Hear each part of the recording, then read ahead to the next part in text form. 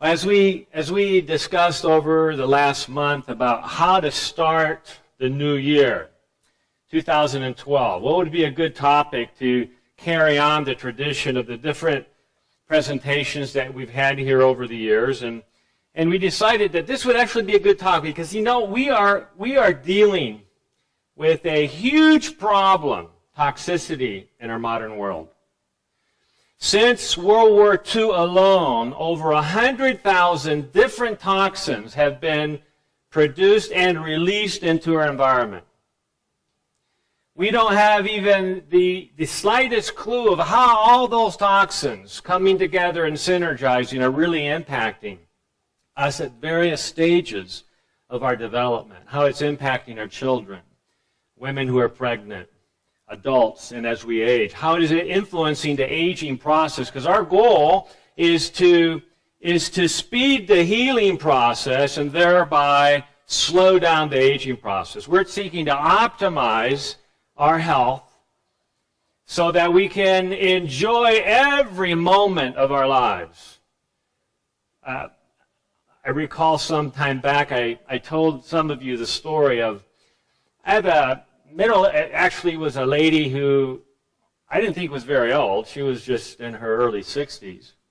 And she looked at me and she says, "Doctor, I don't want to live past 65. And I looked at her chart and I said, "That's just a couple years away." And she says, "Yes, I don't want to live past 65. So I knew that there was something going on there, and I wasn't going to get to the bottom of this because otherwise she probably wasn't going to live past 65.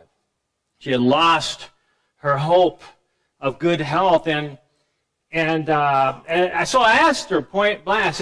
I said, "Why? Well, what's wrong?"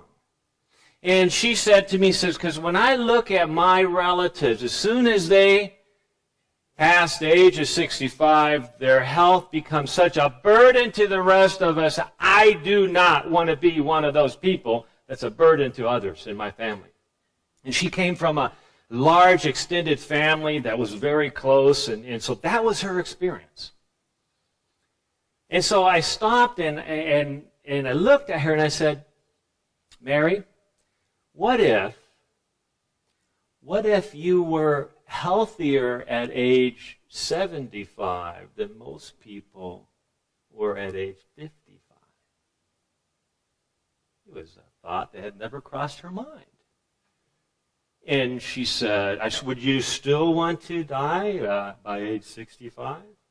And she said, "Well, no, that would be great." I said, "Well, that's what I hope to be doing with you, is help you accomplish that so that we dramatically turn back that biologic clock. We can't turn back the chronologic clock. We shouldn't even try. We'll be talking today about the importance of being true to chronobiology, to the circadian rhythms of nature around us, and how that influences our health and our ability to heal in a dramatic way. But we absolutely can turn back the biologic clock. And in order to do that effectively, we need to understand how the body deals with toxins and how the body is actually created to actually get rid of toxins even when we've been exposed to them. Because none of us in this room can completely get away from toxins. There are things that we can do to greatly limit our exposure to toxins, and those are things that we have a responsibility to do. But we need to take advantage of the new science of how the body is engineered to remove toxins properly.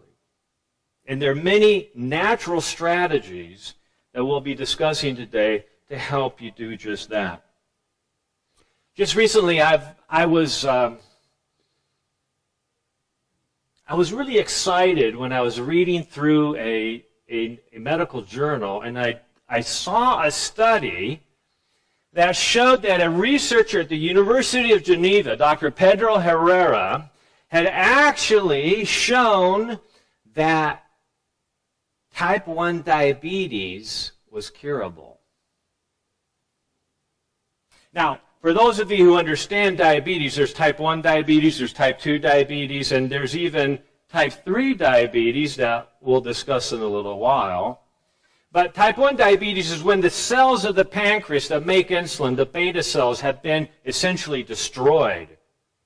And if we don't have beta cells, you can't make insulin. Without insulin, your sugars will build up in the body to the point where death results, because the brain and other organ systems are literally starving for the lack of sugar.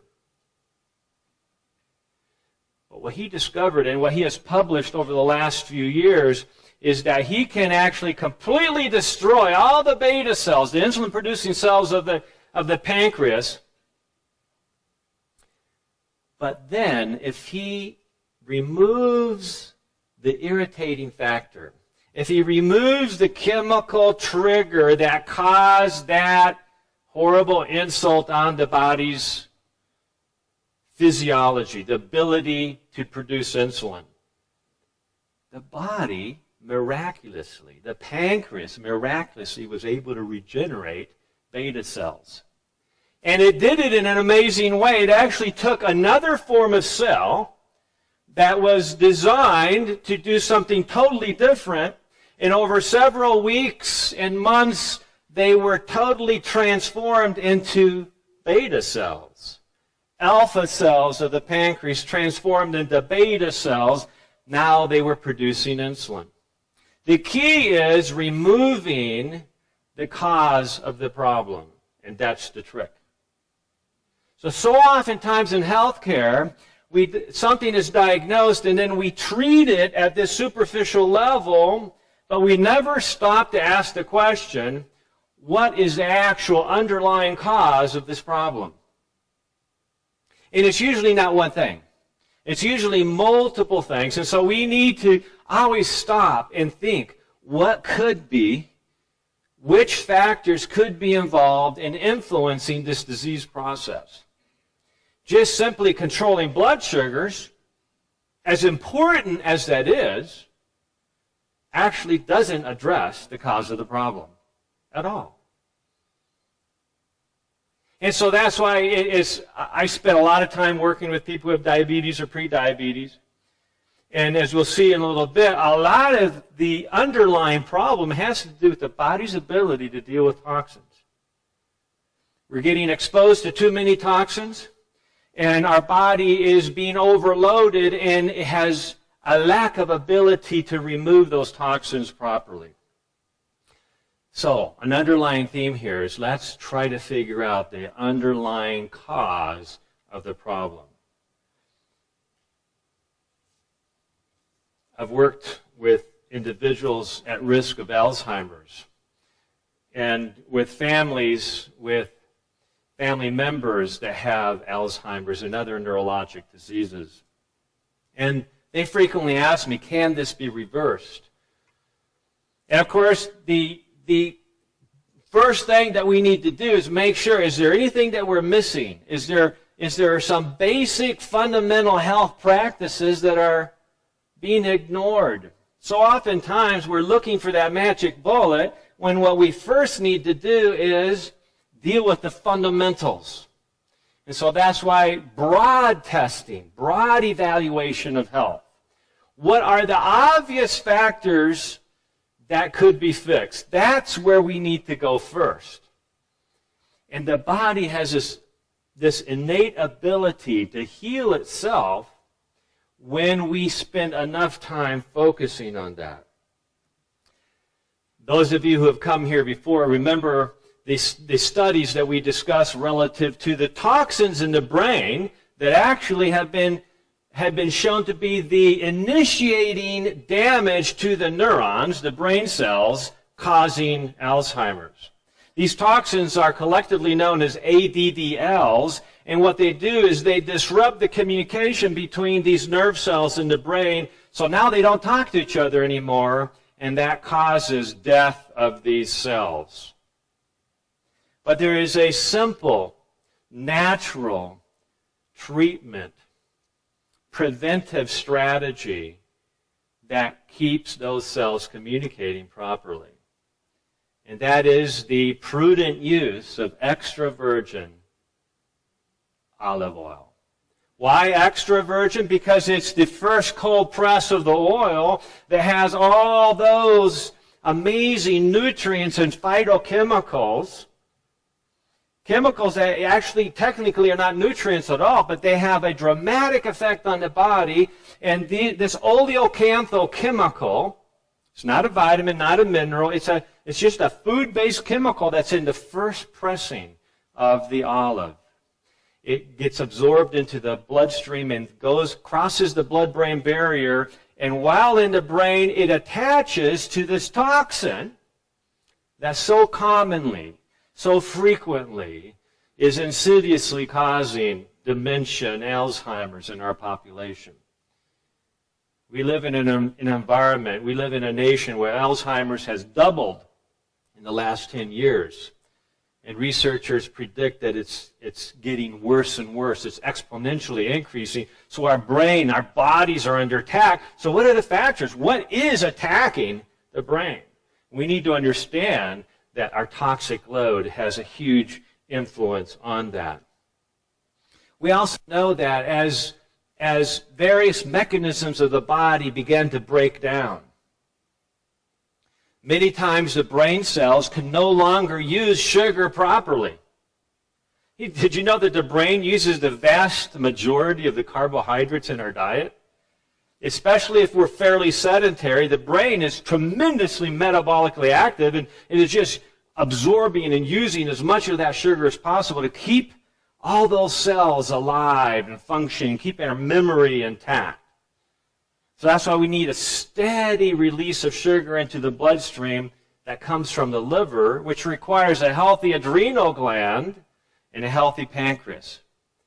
That doesn't mean that we should be eating every 5 minutes.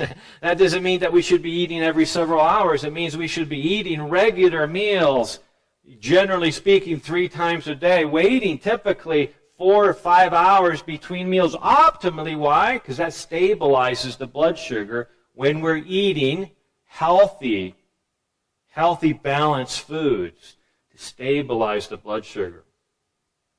By the way, the longer we wait in between meals, prudently speaking, the better the body is able to detoxify. Have you ever gone 3 hours from the last meal and you start feeling uneasy?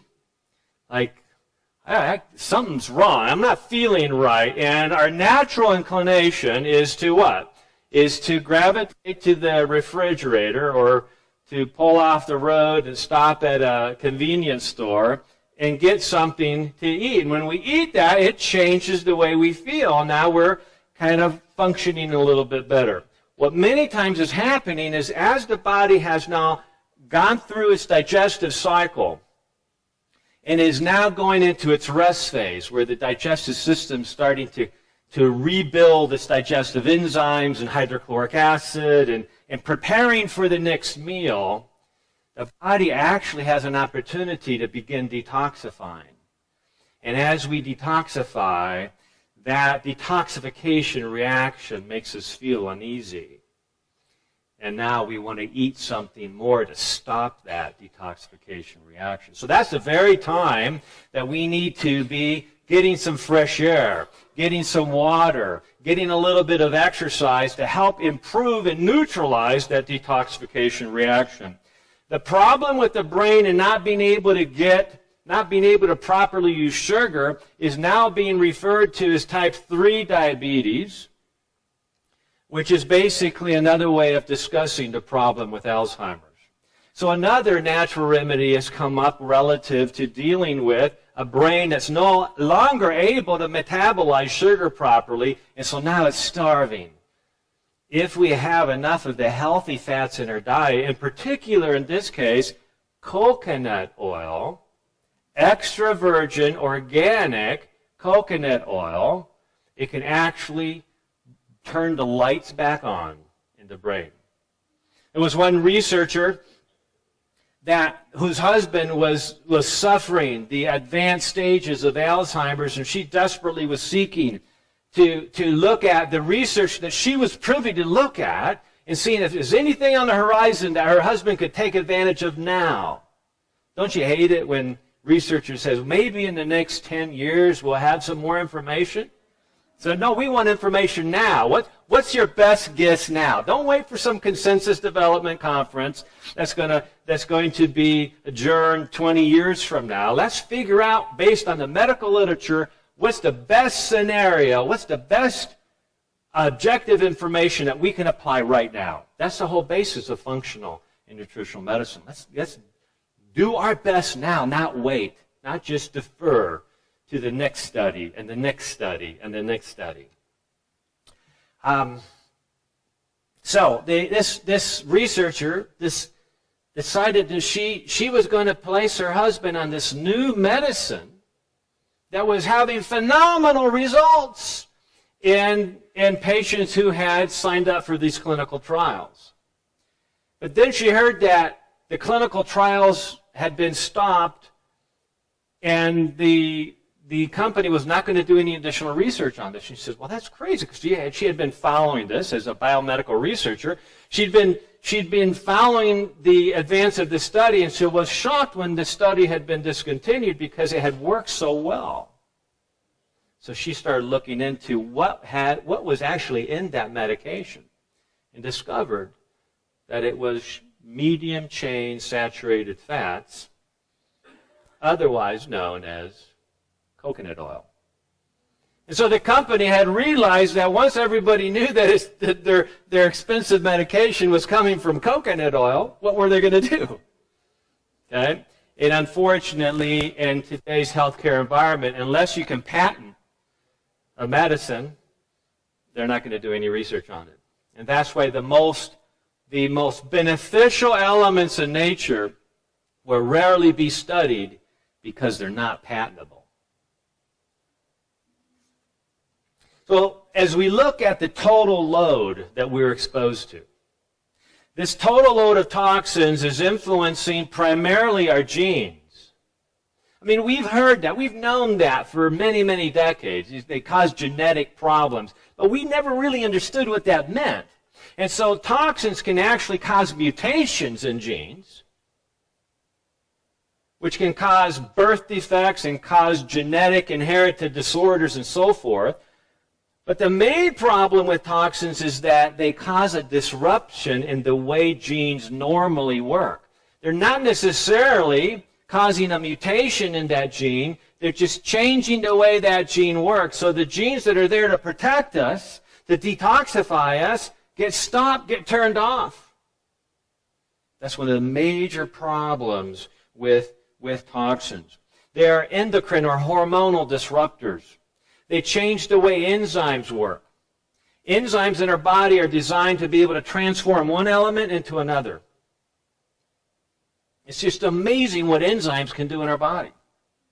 But if that enzyme has a toxin attached to it, that enzyme has a totally different structure and now is not able to do its normal function.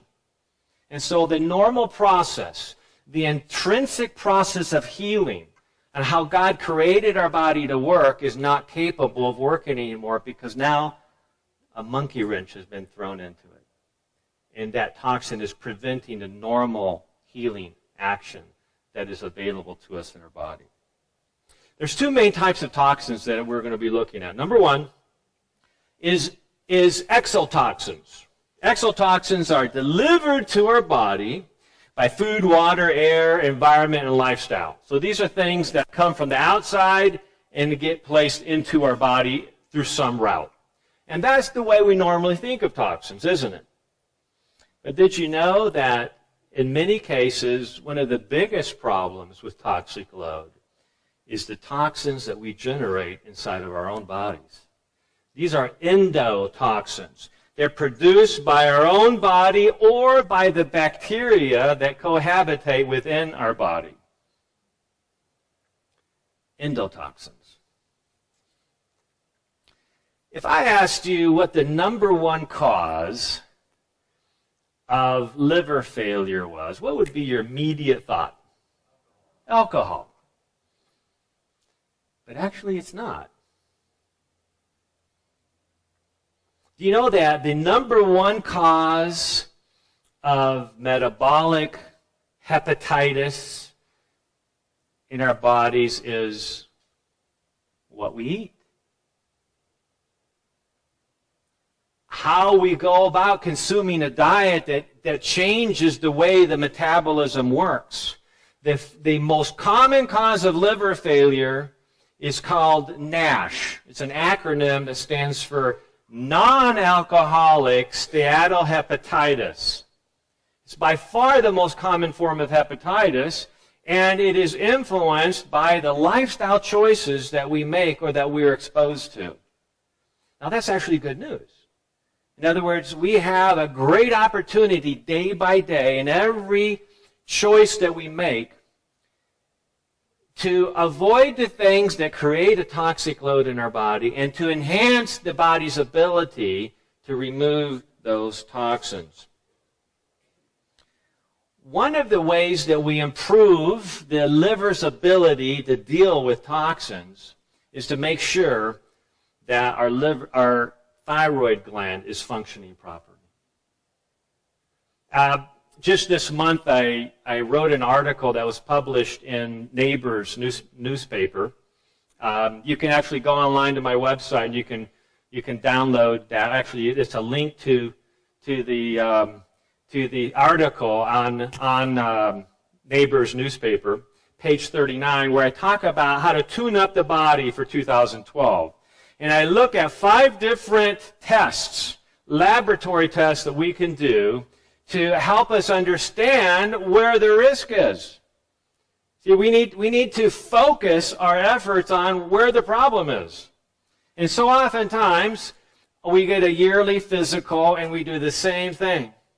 Check the complete blood count, check the metabolic profile, check the cholesterol lipid profile. Those are all valuable things to check. Okay? But if that's the only thing we check repeatedly, we're potentially missing the real problem. We've all heard the definition of insanity, doing the same thing over and over again and expecting a different result. And we wonder why we're not as optimally healthy as we'd like to be. Why are we so tired? Why are we struggling with emotions or whatever it might be? So one of those 5 lists of tests is carefully evaluating the liver, not just with the standard liver thyroid stimulating test, but looking at the whole profile. And even then we might not discover what the problem is. Even then we might have to look more carefully at all the symptoms and family history, and from that determine natural strategies to enhance thyroid function, which can dramatically improve the way the liver works. And of course, the liver and the kidneys are critical detoxification organs. Over the last, every decade, the government conducts a huge study called NHANES, National Health and Nutrition Examination Survey. They do an exhaustive survey of various populations across America and how different factors correlate to their health, what they're eating, what they're drinking, how they respond to various health concerns. And in this most recent government study, looking at thousands and thousands of individuals, a study caught my eye. We've always looked at weight as being one of the primary risk factors for diabetes, heart disease, cancer, etc. And so, to the point where many doctors believe that if we just lost weight, that the diabetes would go away. But after 20 years of working carefully with people who struggle with diabetes, I've learned that while weight is definitely a factor, there are many other factors that are bigger than weight. There's underlying factors that influence this whole blood sugar metabolism, and this study helped us understand that. It showed that as the weight of various individuals in the population in the United States went up, the risk of diabetes indeed did go up. We've known that all along. But something very interesting, they also, in the same individuals, correlated the amount of toxins in their bloodstream. And you know that correlated far more strongly with the development of diabetes than did weight. Now, what's interesting here is that I believe that our exposure to toxin and our inability or a lack of ability to remove those toxins effectively from our body is a much greater risk factor for diabetes, heart disease, and cancer than weight is by itself. But those toxins are also, in many cases, the reason we struggle with weight or whatever it is that we struggle with. So based on our genetic predisposition, which may be weight or may be blood pressure, may be cholesterol, may be whatever, the toxic load is what activates and makes us more sensitive to that genetic predisposition. Another study recently showed that our exposure to arsenic dramatically increases our risk for diabetes. Now, I want you to raise your hand if you heard in the last month a news report that showed that the FDA was finally banning the use of arsenic in chicken feed. 1, 2, 3, 4, 5 of us, okay? It was something that just made the news once. Just a little quick comment, and most of us missed it. Like, what? You know, if I hadn't known about it previously, I would have missed it as well. I go, what do you mean? You mean the FDA has been allowing the chicken farmers to use arsenic? Are you kidding me? So what's the reason for that? Why have they been using it? You know, the reality, thank you, weight gain. Okay, it's so we want a lot of arsenic too, right? So let's eat lots of chicken, and then we can gain a lot of weight. But hopefully we won't end up same place as the chickens did. I see the reality is that the chickens, the chicken farmers want the chickens to grow up rapidly so that they can get them off the market, right? It's an economic. And so now what's the value of arsenic then? Okay, besides the weight gain, why can the chickens gain weight if they actually are being treated with arsenic on a regular basis? You know, this is unfortunately all too common in healthcare. Is we like to use things that kill off, really effectively kill off bacteria and parasites and all kinds of bugs, and arsenic is really good at that. And if you're not sick, if the chickens don't get sick from these parasites and other bugs, they're more likely to grow up quickly. But we don't have to worry about those chickens developing Alzheimer's, right? From the arsenic. Because they would, but they don't live long enough to have to worry about the long-term repercussions of being exposed to a low-dose but steady diet of arsenic.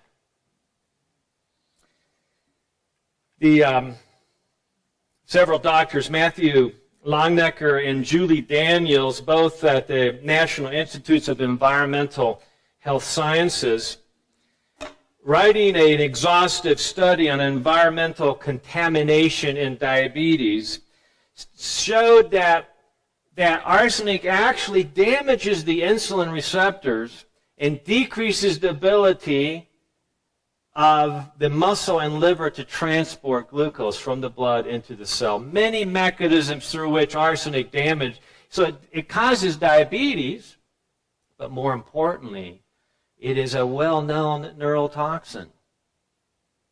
It is toxic to every aspect of our health.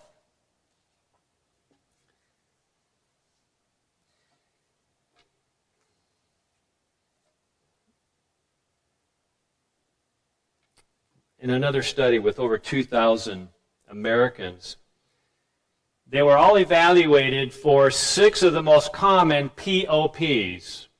Persistent organic pollutants.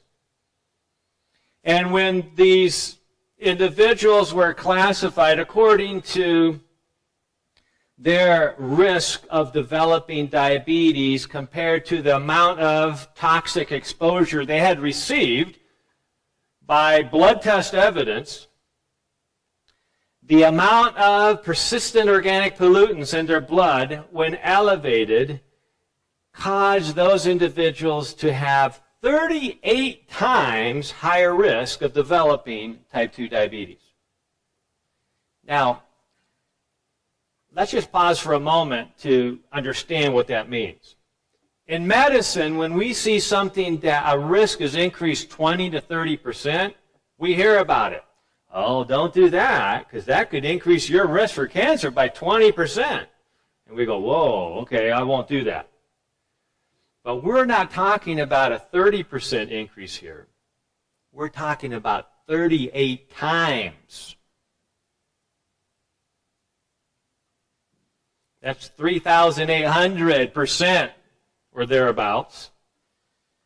And so we need to pay attention to the sources of these toxins and how we are going about dealing with them. So let's look at the natural remedies for dealing with toxins. Not too long ago, many of us here in this church were able to watch the movie Forks Over Knives, and hopefully many of you have even ordered your own copy and shared it with us. But we learned some amazing things from the research of Dr. Colin Campbell and the China study, and other doctors who have looked at the power of going on a plant-based diet and how that reverses heart disease and reverses diabetes. And so, you know what one of the powerful benefits of going on a whole plant food diet is? It dramatically enhances the detoxification potential of the body. Now, there's many reasons for that, and we'd be here all night if I took the time to go over all the different reasons and how many different foods influence this process. But that brings us to the first major natural remedy, and that's nutrition. There's many aspects of nutrition that provide this detoxification value. One of them is that if we eat primarily a whole food diet, which means we're getting lots of deep green leafy vegetables, we're getting lots of colorful whole vegetables, we're getting foods that have not been processed or fractionated or refined in any way. And if we eat a diet like that, we're going to be getting at least, or on average, 1,500 milligrams of vitamin C. Now, what is the RDA for vitamin C? Somewhere between, 60 and 90, and I don't even pay attention to that anymore because it's ridiculous. I mean, yes, it may effectively, for most of us, prevent scurvy, okay, which is important, which is valid. You know what scurvy is? Scurvy is a condition where you're so deficient in a given nutrient that the blood vessels actually break open and you bleed out of every orifice. The sailors who, for many months and years, were basically not able to get vitamin C into their system, their capillaries and blood vessels would get very brittle. The connective tissue that holds their bloodstream together would just disintegrate, and they would literally just bleed out everywhere. Are you comfortable taking just enough of a nutrient to prevent this most horrendous condition? Okay? No, I am not comfortable with that. I want to make sure that I'm getting an optimal amount. It's just like saying, if you just ate once a month, you'd probably stay alive for quite a while. But we wouldn't really have much energy, right? I mean, we have to think about how do we optimize the body's ability to heal and to slow down the aging process. And so a healthy diet is really going to give us a lot of vitamin C. And so that's why we need to have plenty of vitamin C. And one of the things that I recommend to anybody that shows signs of toxicity, any chronic disease that is not effectively being managed is a sign of some type of toxicity, in my opinion. And vitamin C, we know, is an amazing nutrient that neutralizes toxins. So that's why if somebody gets sick with a flu or a cold, and we just get that malaise, and we just feel so bad. Why do we feel bad? Because of toxins. These viruses and bacteria, whatever they might be, are just having a heyday, reproducing and releasing toxins, and our body is being influenced by these toxins. And vitamin C, taken multiple times throughout the day, will literally neutralize those toxins. It's not necessarily curing the disease. It's helping your body deal with the disease more functionally so that your body's innate immune system can destroy the disease effectively. Okay, so that's one of the many reasons. Another one is the fact that we need to be on a diet that is rich in fiber, that has at least 40-45 grams of whole food fiber a day. Now, some people think, I got the fiber thing figured out. I just take Metamucil twice a day and I'm good. Okay? Now, if you want to take Metamucil twice a day, that's fine with me. I have no problem with that, as long as it doesn't have aspartame in it. And check it out. Most of them actually have artificial sweeteners in them. And that would completely negate the overall benefit, in my opinion, all right, because we have to look at how is all these things affecting our health. So we're actually taking in toxins to try to increase the body's ability to get rid of toxins. So what's the real value of fiber? Is it just a bulking agent so that we can have a regular bowel movement? Well, that's one of the benefits, certainly. But really, fiber has so much more to offer us. Fiber is actually converted in the colon into a fat. Did you know that?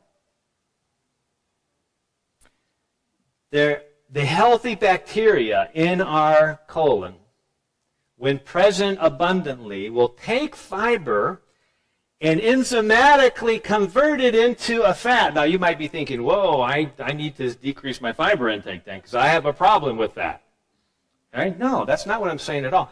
This is a healthy fat. This is a fat that actually dramatically lessens your risk of cancer, your risk of heart disease, that optimizes your immune system, and we even know how it does it. The bacteria converts the fiber into butyric acid, a special short-chain fat. That fat gets absorbed into the cells of the colon, and it turns on a gene that turns off another gene that is associated with the promotion of colon cancer. So through the mechanism, actually dramatically lessens our risk for colon cancer. The same fat that's been converted from fiber floats through the bloodstream, goes to the liver, and tells the genes in the liver, hey, let's stop producing so much cholesterol. I think we're okay. I don't think we need to keep producing so much cholesterol. And if necessary in us, it can help regulate that cholesterol production. So fiber is one of the ways that we can genetically re-engineer our personal risk for disease or illness. High fiber foods pack all kinds of nutrients. What is the king of all foods?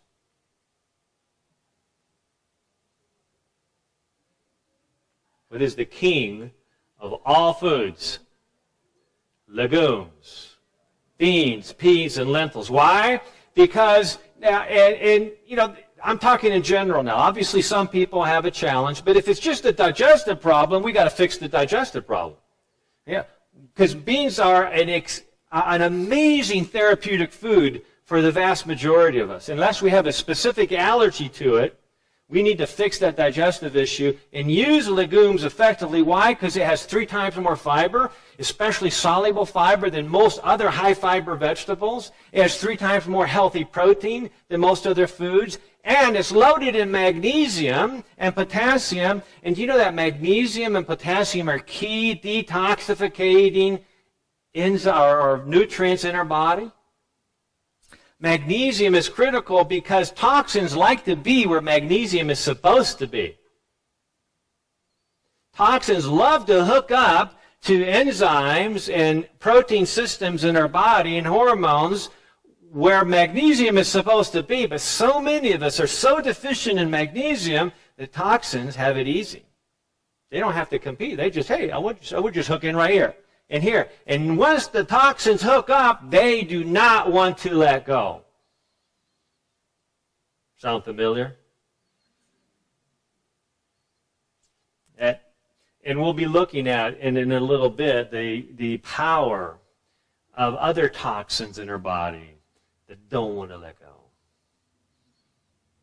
that are stubborn in their persistence of holding on to the past, holding on to those tissues where they constantly, 24/7, every minute of the day and night, are generating free radicals. Why? Because that's what toxins do. They're good at releasing and spewing forth free radical oxidative stress that damages every organ system in the body. Yesterday, I gave the same talk in San Marcos, and a gentleman came up to me afterwards, and he said to me, he says, I need to talk to you because I was on a medicine that was creating toxicity within me. He was in the special fighting groups in Iraq, and he's going through a lot of post-traumatic stress syndrome. We really got to try to understand what our men and women in the military have gone through over the last many years, and it's just horrific what many of them have gone through and what they have witnessed. And so they're struggling with all these emotions and trying to lead a normal life, but they have all this baggage that affects, this toxic baggage. Real toxins, I shouldn't say real, typical physical toxins that they've been exposed to, but also emotional toxins that create horrible free radical damage in their bodies. And he says, I was taking lithium because of my bipolar issue, but I can't take it anymore because it was causing a toxicity.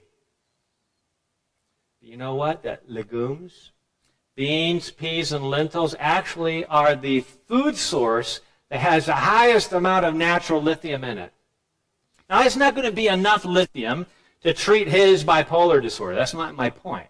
My point, though, is that the more we consume a whole plant-based diet, the more we're going to be getting thousands and hundreds of thousands of chemicals we don't even understand yet that are literally activating genes in the right direction and helping our body detoxify and helping normalize emotional challenges and other challenges in our lives.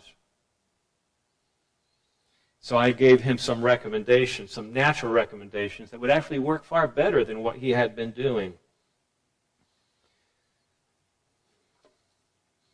We know that individuals who eat lots of deep green leafy vegetables, especially as we get older, are much more likely to have a vibrant memory. Individuals at the Rush Institute in Chicago who were over 65 years of age and ate at least 2 servings of dark green vegetables every day, had a memory that was at least as good as individuals more than 5 years younger than them. They had a 40% better condition. In fact, they declined 40% more slowly than any of the individuals who were not consuming those foods on a regular basis.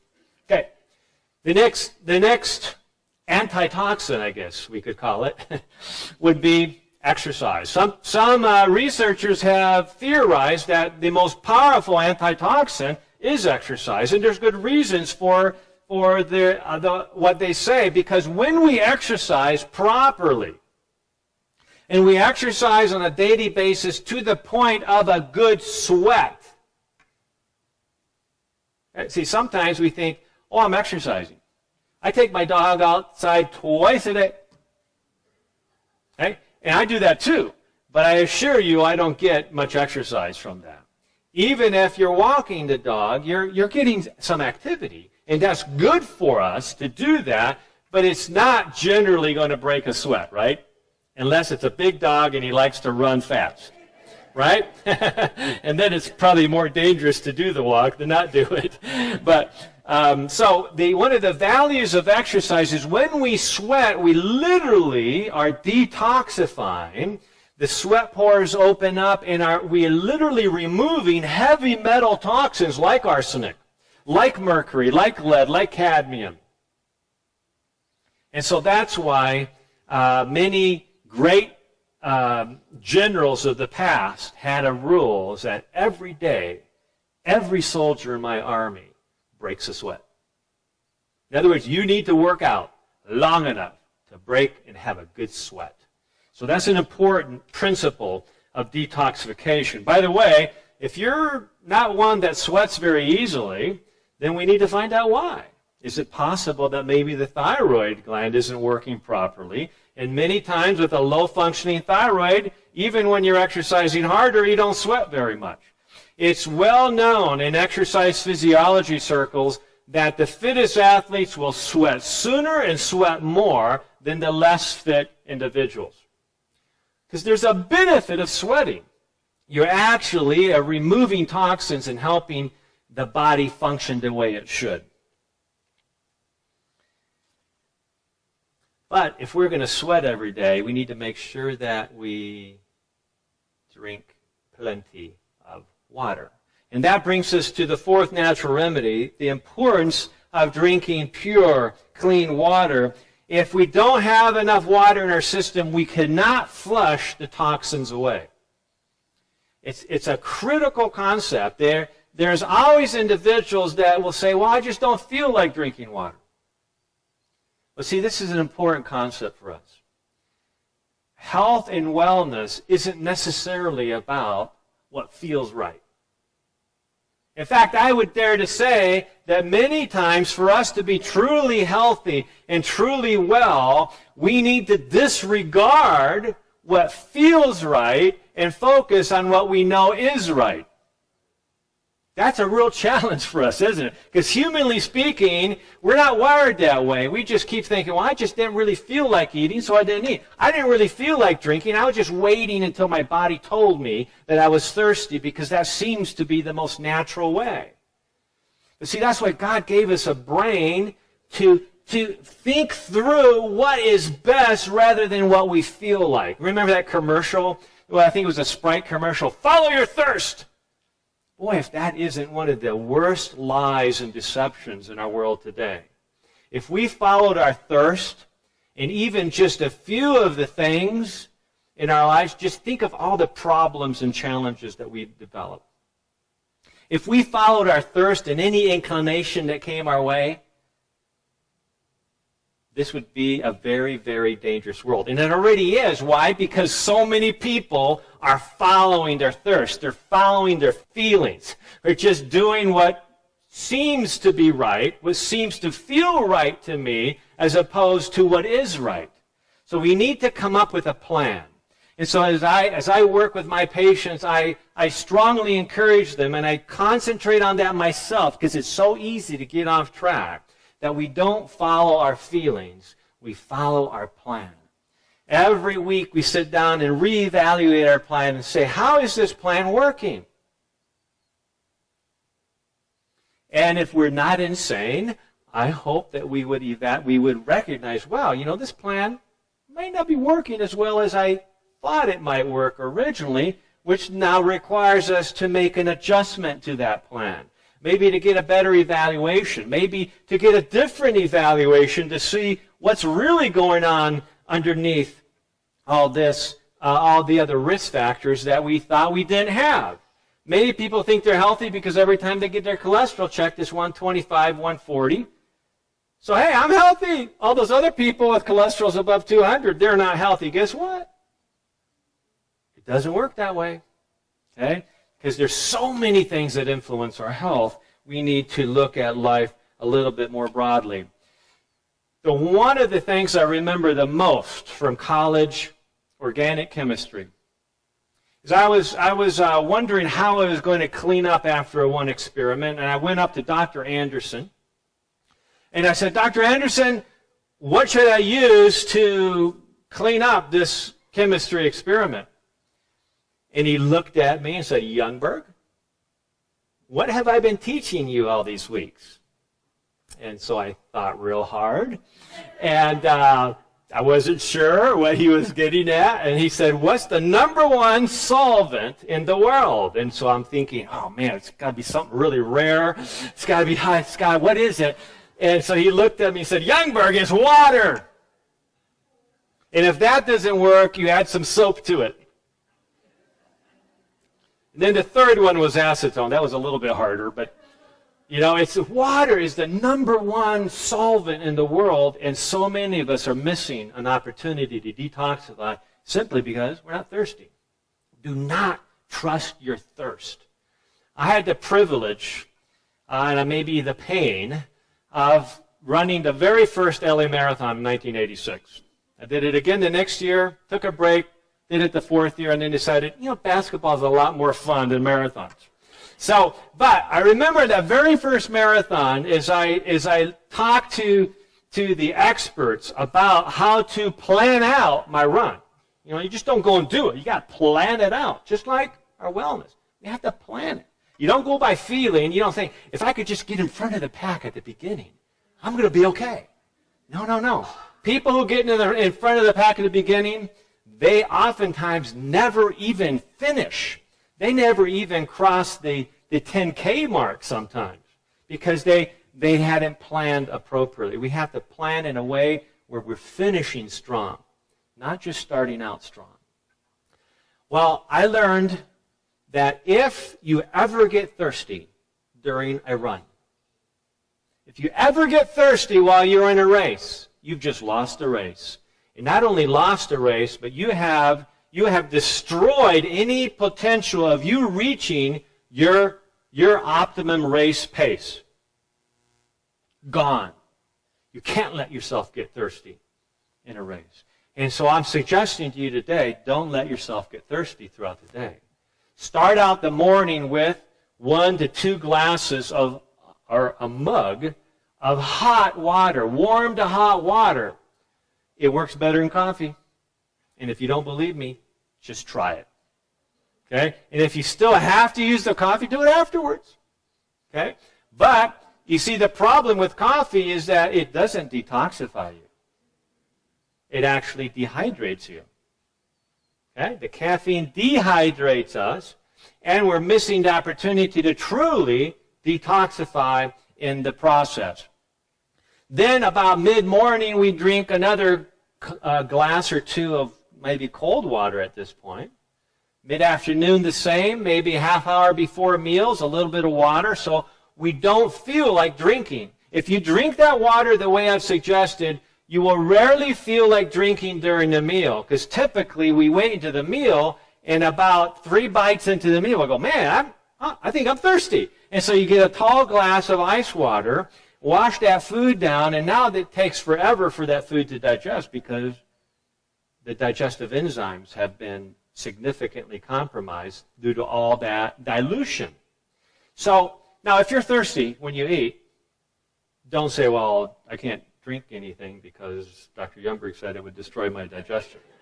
And if you're thirsty while you're eating, it's too late to worry about destroying your digestion. You need to drink. Maybe you should have some water and wait a while before you eat. But, we all live busy lives. So drink if you're thirsty, but plan ahead so you don't have to suffer the consequences of dehydration. Then we look at sunlight and the power of sunlight and just calming our nerves and being one of the best mood regulators available. We live in a state of our country where most every day of the year we can take advantage of some wonderful therapeutic sunlight. The ability to sleep effectively at night is first established by how much time you spend outside in the bright light. Getting outside for at least half an hour a day, not all at once necessarily, but maybe a little walk after breakfast, a little walk after lunch, a little walk after supper. Just that bright light will dramatically improve the ability of your pineal gland at night to release melatonin in the darkness. And so the health of the nighttime rehealing, rejuvenating experience is determined in part by whether we are in the sunlight during the day. And so often, even though the sun is shining brightly outside, we go day after day after day without getting outside for more than 15, 20 seconds between the house and the car and the store, and so forth. So take advantage of that natural remedy. Sunlight is also important because that's where all vitamin D comes, from the sun. And studies have recently shown, and I was very intrigued by this recent study, that researchers had found, in fact, Dr. Ron Evans from the Salk Institute and researchers from the University of Arizona found that vitamin D actually was absorbed into the cells of the colon, and they turned on a gene in the cells of the colon that activated the detoxification process. See, God has created within our system the power of detoxification, but we have to turn it on. We have to do our part to expose ourselves to the lifestyle nutritional factors that optimize that detoxification process. We've known for decades that the level of vitamin D in the blood dramatically influences the risk of colon cancer, prostate cancer, breast cancer, many other cancers, and many, many other conditions. That's why everybody should be checking their vitamin D levels in the fall and in the winter, and in the spring rather. And if you've never checked it before, right away. Get it checked, because that is one of the most powerful regulating factors of your immune system and anti-cancer process. A sixth or a fifth natural remedy is temperance. You can't talk about toxins without talking about temperance, right? I mean, temperance is essentially avoiding things that are harmful in any amount. And those would be, I think most of us would agree that cigarettes are harmful in any amount. Yes, smoking actually helps people in many ways. It helps calm stress. It helps deal with anxiety. It helps people in many, many ways. It's really unfortunate that smoking is toxic, because otherwise it does a lot of good things for people. But we have to look at the benefits versus the risks. And so anybody who's ever smoked before knows that, man, there was some real benefit of smoking. That's why it's so hard to quit. Okay? But in life, as in health, as in life, we need to ask the question, what are the hard decisions that I need to make? I may need to give something up that, man, is a really great and amazing thing. Why? Because it has a huge downside to it. And because it is actually, even though it has so many benefits, it's actually killing me slowly. What are those things in my life? What are those things in your life?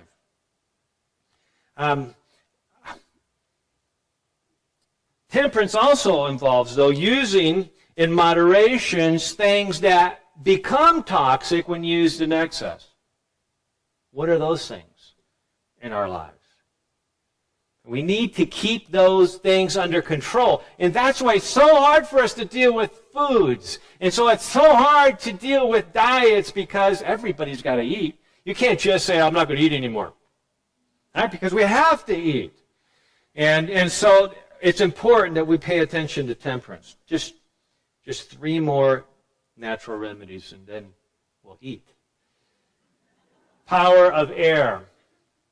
Bottom line is that we need to be taking advantage of deep breathing.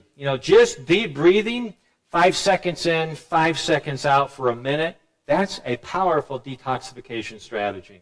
It's powerful for the frontal lobe of the brain, helps the brain get focused, and helps the body remove toxins more rapidly.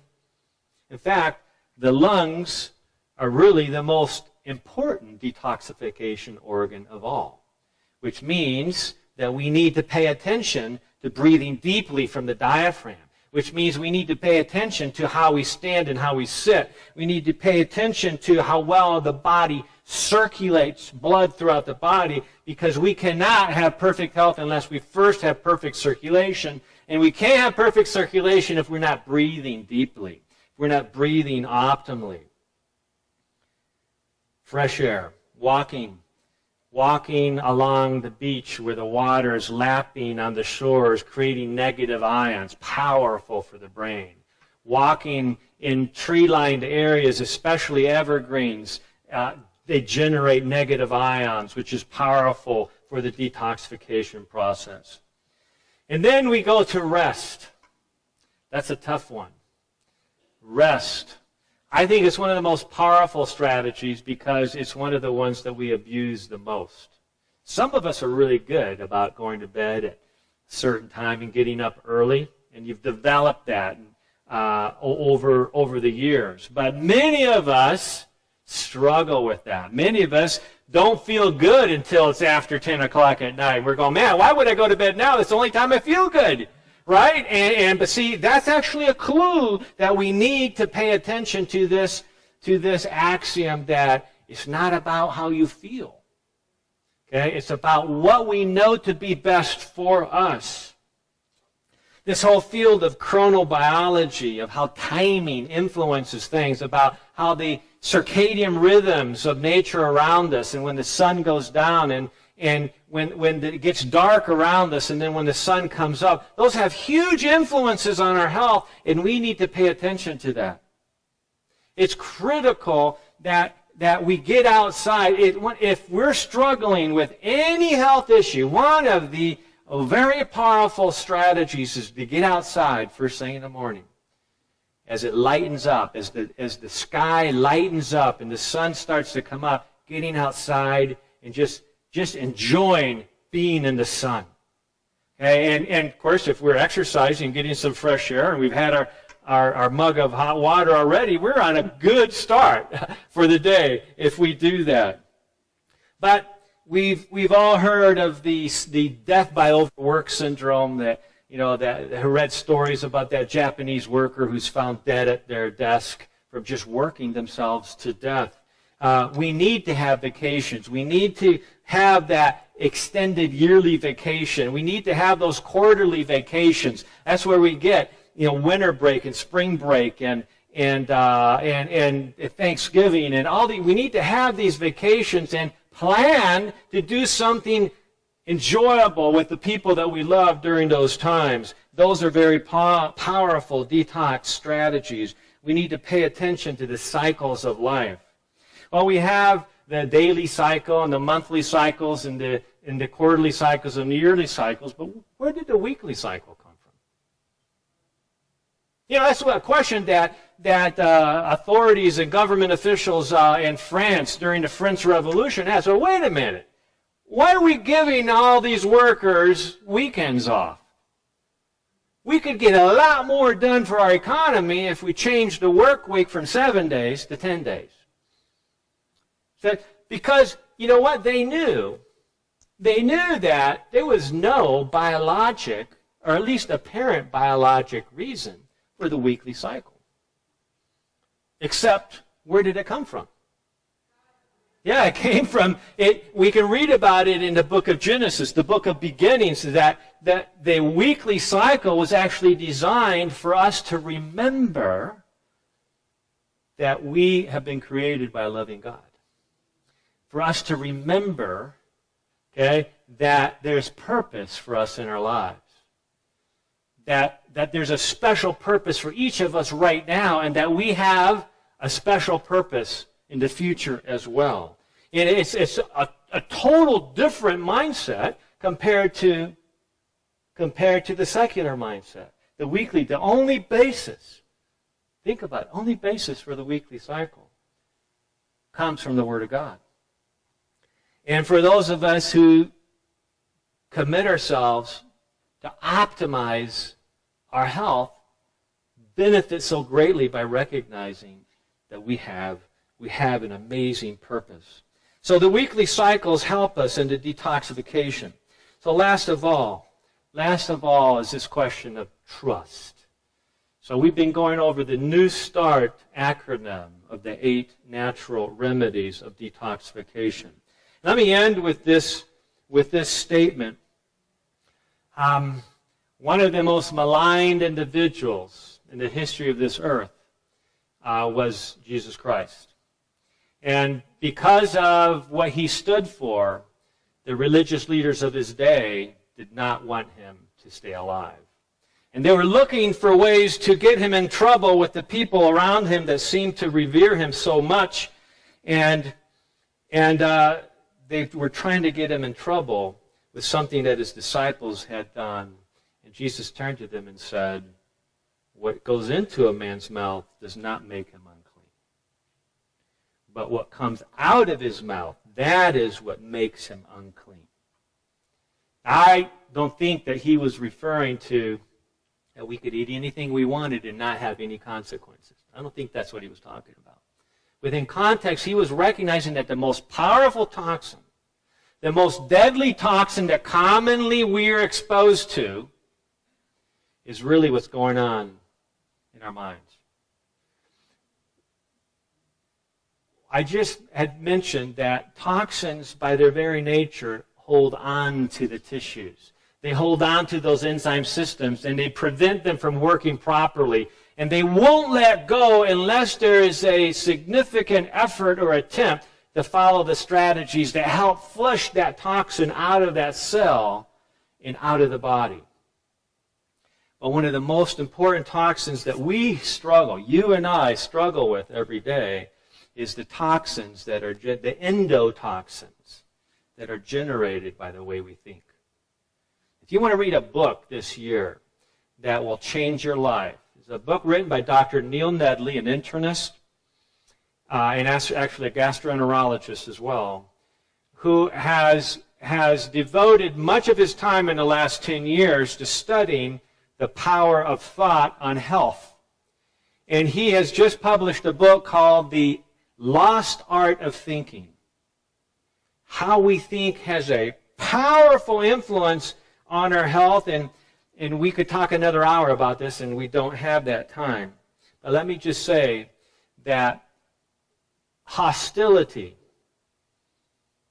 bitterness, anger, revenge, jealousy, these negative emotions are literally toxins.